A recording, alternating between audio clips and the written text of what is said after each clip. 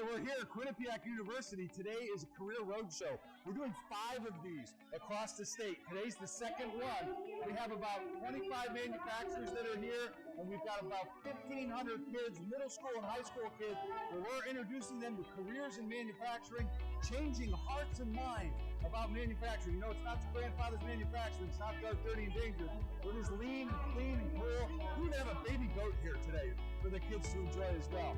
So this is a great way for us to change hearts and minds, get kids excited about manufacturing careers. I think what's really, really great and important about it is it gives them an opportunity to see how much there really is out there. Because especially at my grades, age 7th and 8th grade, you know, a lot of them don't really have an idea of what they'd like to do, so it presents a lot of opportunity for them to see that they might not otherwise be exposed to. If we can start to build that awareness and get them excited about making things, it'll carry throughout their school career, and by the time they're ready to graduate, they're desperately looking for a career where they can use their skills and fulfill the things that they love doing.